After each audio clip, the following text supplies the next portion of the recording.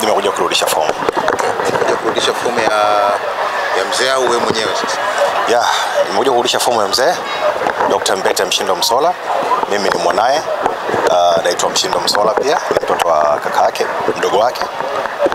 Leo tumeona ni siku sahihi na siku yenye baraka kurudisha fomu ambayo alishaichukua, na leo ndio siku yake tumekuja kurudisha. Labda fomu umechukua na kurudisha, unaona imekamilika kwenye kila kitu, maana kuna mchakato wa mambo ya endorsement. Wewe umefanikiwa au daktari amefanikiwa? Niwahakikishie wadau, wapenzi na Watanzania wote kwamba Dr. Mbete Mshindo Msola ni mzoefu na mbobezi wa mambo ya mpira. Kwa hiyo anafahamu taratibu za mpira, kwamba kila kitu kiko safi na kiko salama.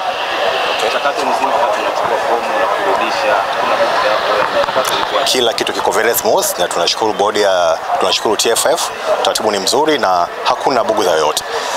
Pengine kilichopelekea mzee asiwepo na wewe kuchukua nafasi ya kumwakilisha ni kipi? Dr. Mbete ana dharura, yuko nje ya mkoa, ila mimi kama nilivyosema awali, mimi ni mwanae na ni mwanamichezo pia. Kwa hiyo nimeona ni sahihi kuja kutekeleza jukumu lake hili ambalo ni kawaida kikatiba.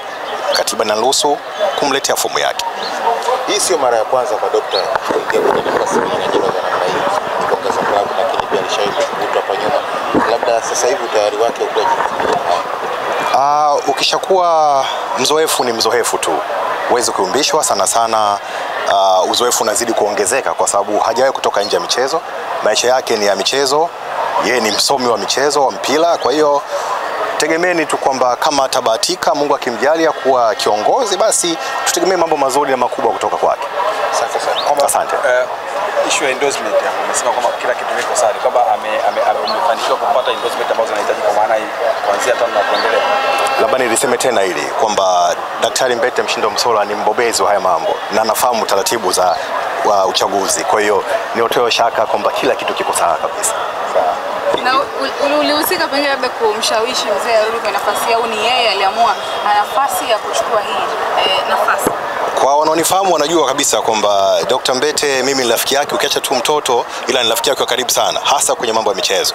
Kwa hiyo nilihusika kwa namna kubwa tu kumwambia huu ni wakati sahihi yeye kurudi sasa kwenye ngazi kubwa kabisa za kuhakikisha mpira wetu unaenda mbele zaidi na zaidi.